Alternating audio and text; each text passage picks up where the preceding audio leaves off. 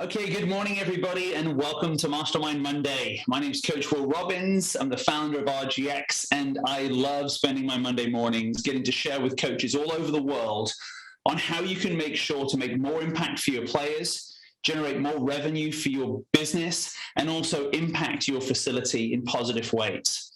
And so today what I want to do is talk about something that I think all of us strive for, is to be the best coach we can possibly be. It's one of the things that I get a real pleasure out of is getting to travel all over the country, all over the globe, and coach coaches on how to be their best. Just last week, I was in Las Vegas and had a handful of coaches in there, about 20 coaches that were, working towards how are they going to take their business to the next level. And I think it's something that to be an entrepreneur, you have to constantly focus in on.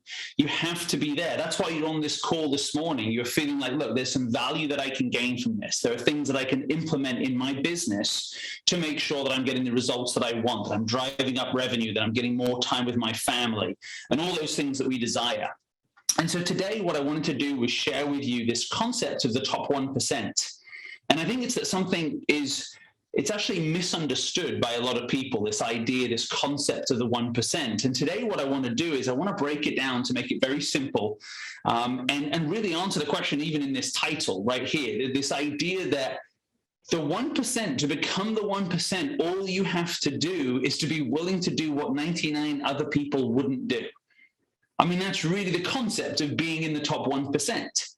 And so the challenge is today not to just give you information that you leave with and say, that was cool, yeah, okay, yeah, I should do that, forgot to do that, I've tried that, hasn't worked in the past. I want you to actively be able to start to implement these things into your lives, just like you do for your students. You give them insights, you give them education, but most importantly, you help them to implement things that they're learning so that they see them in life.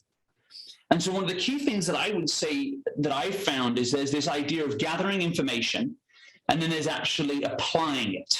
And what I want to do today is I want to dive into information, but then also show you how do you actually apply this into your life. So as always, I hope you've all got a pen and paper or a quill if you're back in old England.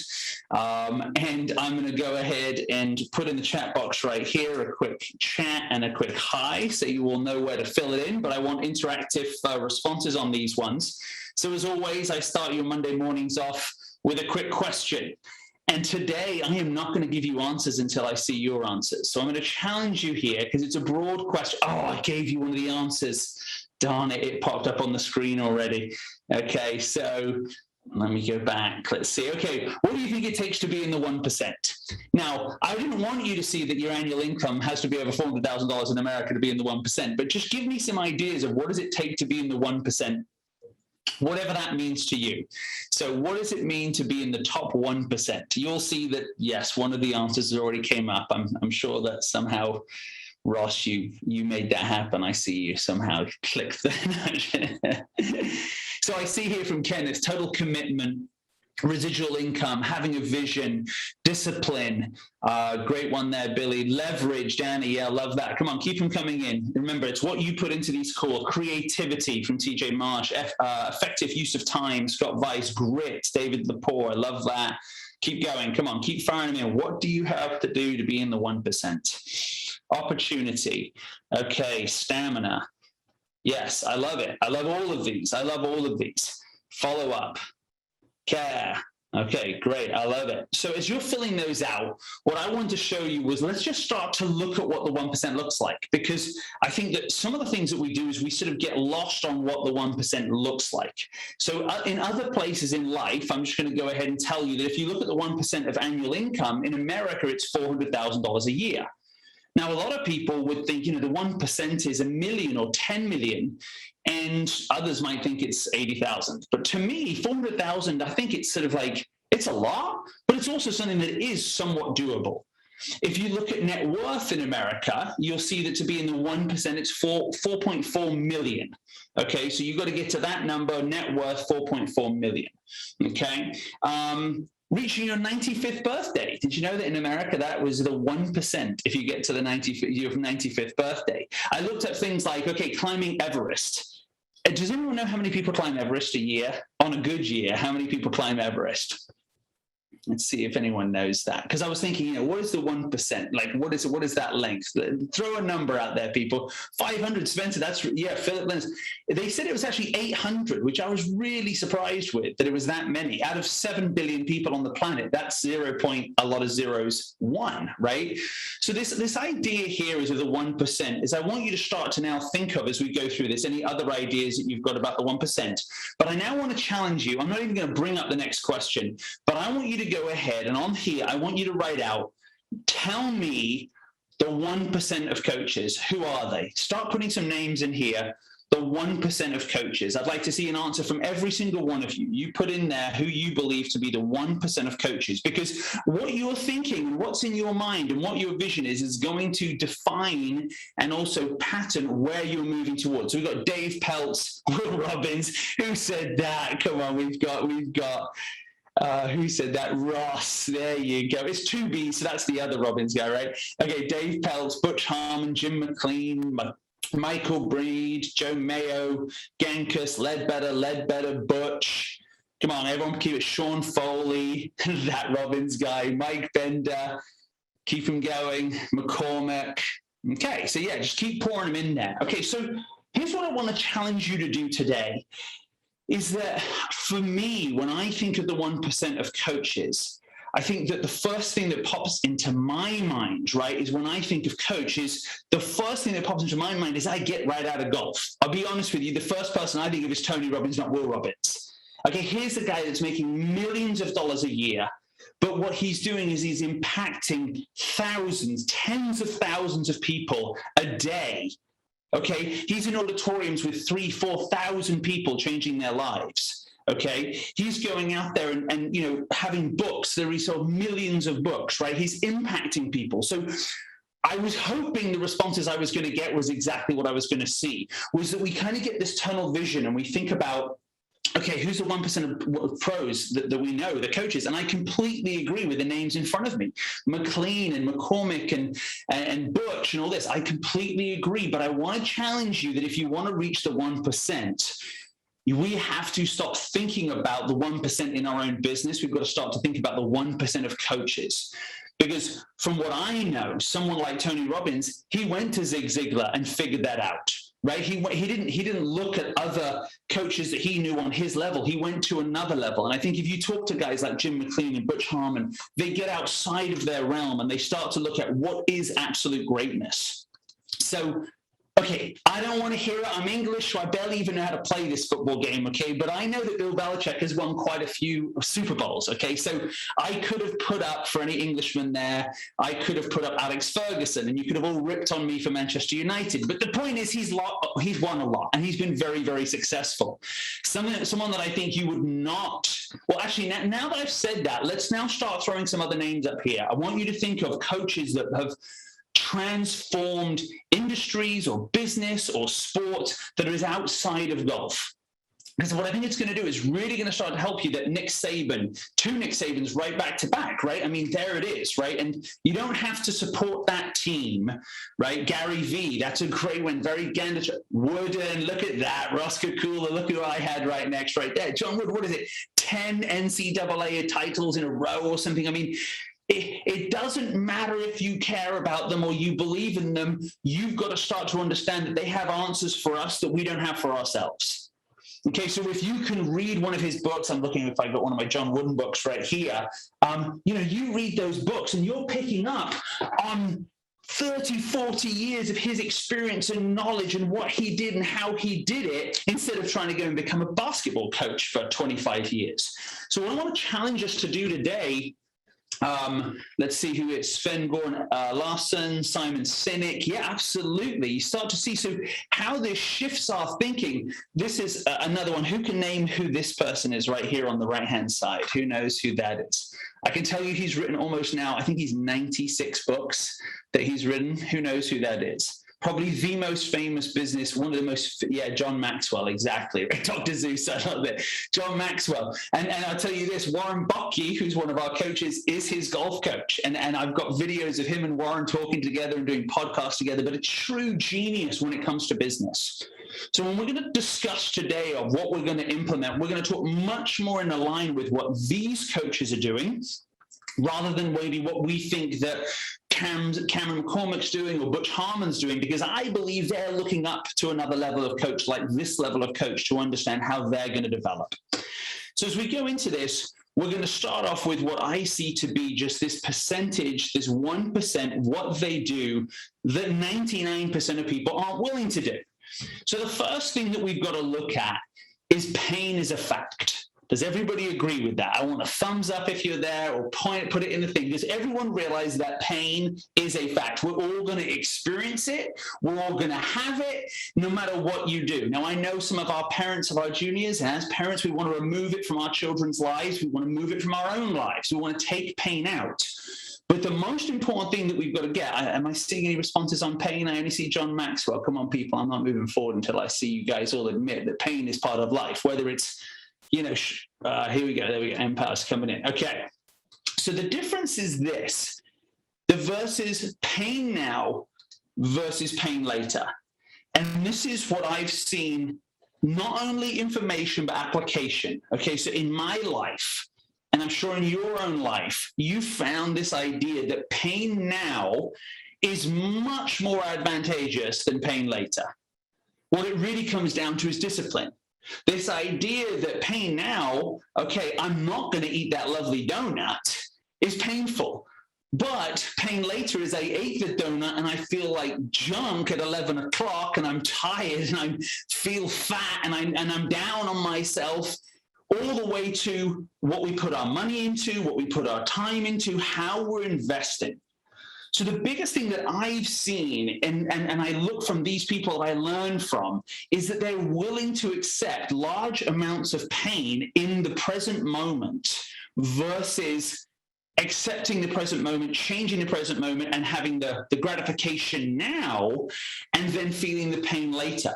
No matter what you do, you're going to feel pain. It's just, when do you decide to choose when you're going to feel it? So one of the books that I've been reading lately, actually, VJ Trolio put me onto this one. They put it in this way.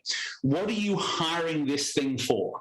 And this is a great way, I think, that we can put this. So for example, as you pick up a donut and you go, why am I hiring this donut? What job is this donut going to do? Oh, it's going to make me, well, I'm tired. I'm a bit depressed. I'm struggling at work today. It's going to make me feel better. Okay, fantastic. You can hire that. Right now, you can hire that. Would you like to make a change in what you're going to hire? Like, could you go outside and go for a run? Could you go ahead and call another lead and try and close them? Could you do something different? And so my challenge to each and every one of you is, I want you to write in the text box right now, where are you taking pain out of the equation and just pushing it off into the future? And I'm going to go ahead and give you some key things of what I've experienced in the last 15 years of working with coaches. Retirement. A lot of golf professionals that are contractors are pushing the pain till later because they're not taking the income now and putting it and saving it, right? It's like, well, I'm spending it now because I'm using it. I'm investing in myself now. I'm spending that money. Okay. I see it as well. Let's just put it on a day-to-day basis of, I just took $1,000 in. Great, I've got $1,000. Well, you've taught one lesson. So really you have $100 and there's 9 more to go. So we sort of get on this cash mindset instead of an accrual basis. And so we start spending money beyond our means. We're not working on our bodies the way we are. We're just standing outside on the driving range 10 hours a day, and we're not actually going to the gym. I'm not here to put a guilt trip onto all of you. I do the same thing, but I want to challenge you. When you start to make decisions, start to ask yourself right now, am I willing to take the pain right now of not eating the donut, saving the money, not going out to dinner, going to the gym because it's painful to go to the gym, and experiencing pleasure later? So delaying gratification for later, or am I going to take it now? So Scott Weiss, I'm going to pick on you on this one because as a pastor, a pro and a pastor, I think you get to see this one in many ways, right? With people where, as they maybe look towards religion and they look towards faith as a way of dealing with this idea of pain. So Scott, what's your thoughts and feedback as we look at this idea of pain now versus pain later? How do you put this into context for yourself? I guess pain can be viewed as confrontation too, and people don't want to confront their problems and their fears or their situations, so they just continue in their habits or delay things until it becomes a massive crisis that they can't avoid anymore. So, yeah. Yeah. And give me an example with coaching. Like, have you ever had one of those parents, that you should go and talk to them about how they're treating their kid because they're way over the top and intense and their kid's coming in and crying, but it's almost like, I just don't want the pain. I don't want to deal with it until it blows up and they leave you. Has anybody ever had that, right? Where a student, and then they blame you for it because you didn't address the pain now. Right? So one of the things that I've seen, and again, I've got some people in my life who are mentors of mine, who are coaches to me, who I just see how willing they are to be the 1%. And it's almost like they embrace pain and they don't see it as pain. They see it as the secret sauce to success. They're like, oh yeah, I'm going to go to the gym this morning at 5 o'clock. I'm not going to eat that food. And I'm like, oh, wait, it's miserable, because they've understood the power of delaying that pain till, take the pain now so you can have the pleasure later. And so this is one of the biggest things that I would challenge each of you to do. So as we go through this with Spencer, I see you said agreed. Who would say that right now they're struggling with this? Just put a thumbs up, just like, yeah, you know what? I tend to eat what I want to eat when I want to eat it, spend money when I want to spend it. I'm not investing in finishing off my PGA work. I'm not investing in finishing off whatever it may be. Just put it up there, or on your notes, start to write down, where is it impacting me? Because this is what drains the energy. I don't care what book you read. I don't care how many times you come to Mastermind Monday. If you don't get this basic concept of delaying gratification, you're going to struggle. Okay, because what you're going to do is, I'll read the first 2 chapters of this book and then, I'm too tired, I'm going to go to bed. No, read the next chapter of this book tomorrow night, because you've got to keep going. So this is, to me, the foundation that you've got to understand, is the idea of pain. The next thing that we see is priorities. Is like, what are you going to prioritize? And this is where I think it's sort of this ruthless ability to cut things out, okay? And so to me, what I heard from Zig Ziglar in one of his books many a time, it's about the roots, it's not about the fruits, right? So it's this idea that most of us are saying, if I had more money, if I had more time, if I had more success, whatever it is, we're looking at the outcome. We're not looking about how we get it. And so this is about prioritizing things in your life to realize, if I'm nourishing the fruits, if I'm actually putting the time and effort in on your body, on your finances, on your business, whatever it is, it takes a long time for a little seedling to turn into a lemon, right? I mean, it just doesn't come off the tree. And you also can't look at the lemon and just shout at it and tell it to become a bigger lemon. You have to water it, you have to feed it. And I think one of the things that we get caught into is, most of us nowadays have so much on our plate that what we're trying to do is we're trying to prioritize A, B, C, D, E, all the way through Z, and the second time round, and then I got to prioritize A, B, C, and this and this, and there's too much. And so the challenge I want to do for today is, what is it you're going to go ahead and actually get rid of? So most of us are creating a to-do list. What I've found is that most very successful people have a not to-do list. I will not do these things. I will not look at my phone in the morning. I mean, that's one of the most basic fundamental things that you have to implement if you want to be in the 1%. In the first hour to hour and a half in the morning, you will not look at your cell phone, because if you are going to look at it, you're going to be on other people's time, not your own. You're going to be in your inbox. You're on other people's time, not your own. That's not your focus. Their email coming in is not your focus. It's their focus. So what are the things that you're not going to do? What are you going to chop out and cut out that you start to realize is like, this is what I have to be able to focus on. I have to do this to be able to focus on what I need to do to be in the 1%. So as we go through this, I just want you to, come on, everyone jump in here. Chad Fiena, thanks for putting in there. Retirement is an area I struggle with, so getting focused in on that. So what are the things that you know you need to get rid of in your life, or at least cut out? Okay, so come on, let's start seeing it. I want to see responses from David and Trake and TJ. Come on, let's see him. Bill, Danny, come on. Phone time, always getting off the phone. Okay. Social media scrolling. Yeah. Oh my God. Like, social media. There you go, Greg. There's some honesty right there. It's like, just wasting our lives on social media, right? Scrap food, video games. Answering emails while feeding my infant daughter. There you go, Evan, right? Knowledge without action is lazy. Okay. Stop saying yes all the time. Absolutely, right? I got to learn how to stop saying yes. So I'm going to give you an example, Billy, on that one, right? So how do I stop saying yes? Well, what we've always heard, right, is that the successful people in the world, right, they are readers of books. So have you ever read 1 Minute Manager Meets the Monkey? right, by Ken Blanchard. The whole thing is all about how to stop saying yes to people in the right way and empower them, right? So 1 Minute Manager Meets the Monkey. It's a great book. It's on this shelf right here. I keep reading it. I buy it for my staff. The point is that you figure out something that you need to stop doing and then figure out someone who's already done it. And then go in there and invest your time and efforts into learning how to do that. Because what I found is, as they say, a dollar saved is a dollar earned, right? A dollar saved is a dollar made, right? What I would say to you is when you remove things from your life, it doesn't just give you more time, it gives you more clarity, because you don't have all that junk of, like you said, emails going through your head, and you said yes to 10 people, and Ken Blanchard talks about the monkey on your back. So anytime you say yes, the monkey hops on your back, and now you've got to get the monkey off your back. Well, you might say it 10 times in a day, so you get home at the end of the day and you've got 10 monkeys. And the problem with us is we're like, I think as golf pros, we're so kind and caring to people. It's like we feel bad if we don't get the monkey off of our back. So we stay up until 11 o'clock at night responding to emails, responding to texts, instead of empowering that person and not doing it for them and saying, hey, yeah, why don't you go ahead and do this for me so I can get that information? Or why don't you watch this video? Or why don't you do these things rather than I'll send it to you? Get them to be empowered. And so as we go through this process, we've got to start to get things off of our plate. We've got to be willing to accept pain for long-term gain, but we've also got to clear our plates because we're all way too busy. So as we go on to this, in step 3, what we talk about is the planning side of things. Now, again, remember, if you're not willing to actually accept some pain right now, it's never going to work. If you don't prioritize getting rid of stuff, you have nothing to plan. But what I've seen of the great coaches, whether it's Tony Robbins or John Maxwell, I think it's 94 books he's written now, it's this idea of the way they plan. And my experience has been this: it's audacious. Right? Their goals and their plans are insane. Beyond what my brain would ever go to.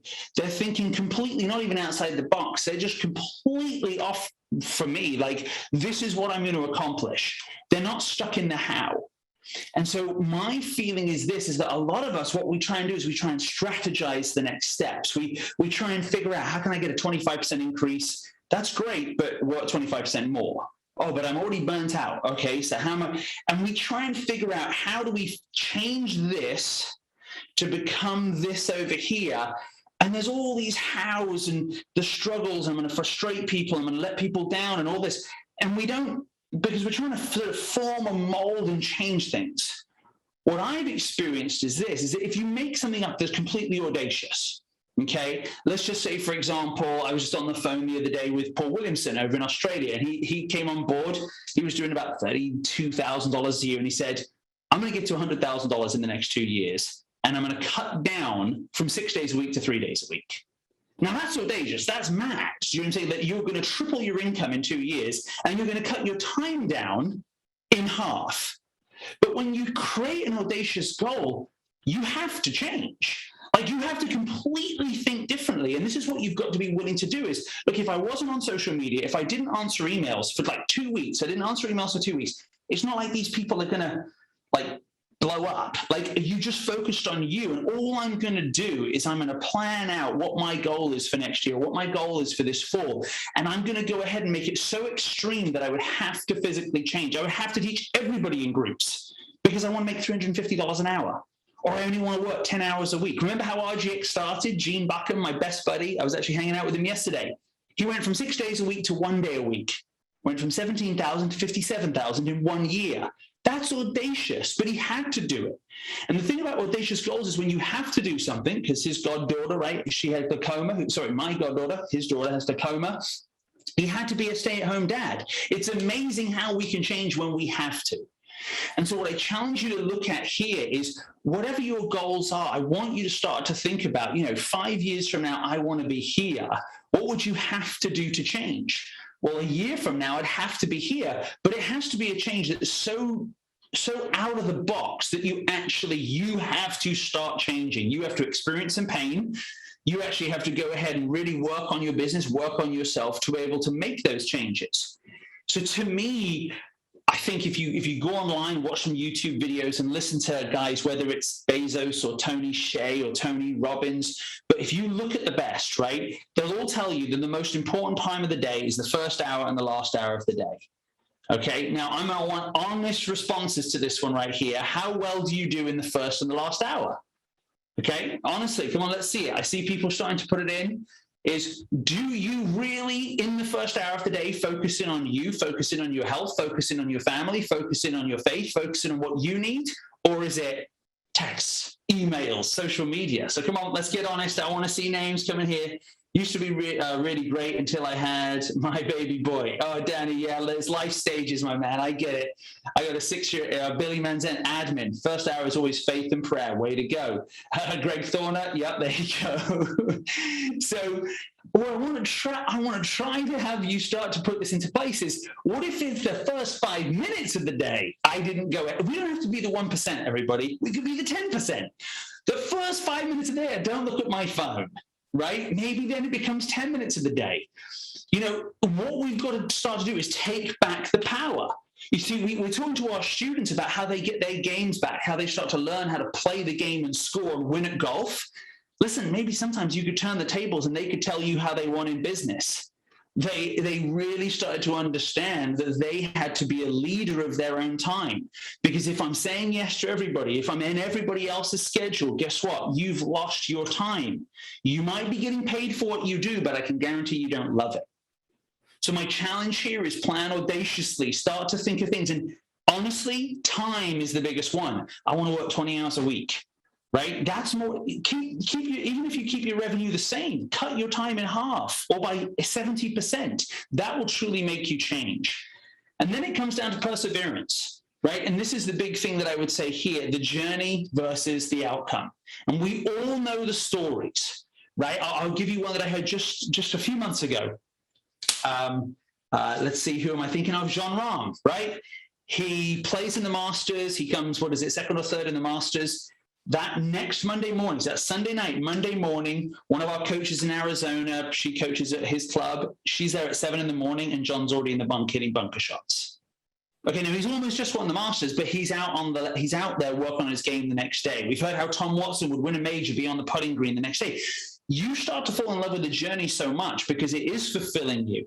It is making you excited, right? It's not about just getting to the 100,000 or getting to the 500,000, 400,000 that we talked about today. It's, I love what I do. Why?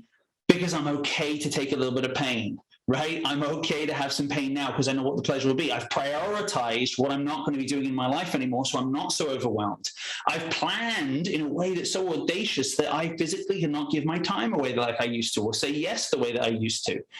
And we get away from that desire of the money, and I'm enjoying it so much. Just like when we used to play junior golf, how much we loved it. We forgot about anything but playing the game, right? We were just out there playing, and every day, could I beat my personal best? Could I beat my personal best? We've got to get back what's already inside of us. And so with this, I think it's all about building your tribe. It's about building your community. And honestly, like, if you don't have other coaches, other mentors that you can reach out to and connect with, I think it's impossible to do it. You have to have people around you, which is why everybody get on this call next Monday, get your friends on this call next Monday. You've got to be inspired. You've got to be listening to books and sharing them with other people. You've got to have that being fed on a daily basis, and that tribe and that community is such an important part. And what you'll find is great CEOs hang out with other great CEOs because they know that they can learn so much from each other, but more importantly, they get held accountable on what they've been telling everybody. So to finalize up today, because I want to be respectful of everybody's time, I've got 60 seconds left before we all go off on an amazing week, is this week I really want you to go ahead and focus here on number one, okay? Start to focus in on pain now versus pain later. The next time you pick up a donut, the next time you decide to do something which you know is probably not that good for you, just decide to make a choice. Am I willing to take this pain on now, or shall I take the pain later? Because what I've found, the pain later is a lot worse. So for everybody, look, if you haven't started a journey yet with RGX, please reach out to us. I'd love to get on a call with you, find out about your journey, about what you're doing, how you're succeeding, how we can help you. And then for the RGX coaches that are in here, this video will be obviously posted up into the site. You'll see the Mastermind Monday. If you have questions, go ahead and post them in the community. Myself and all the mentors will get back to you. And then for everybody else, just make sure you get back next week. I can't wait to be sharing with you again. And make sure to go ahead and take the notes that you've got today and implement them, put them into action, and get amazing results. Thanks, everybody.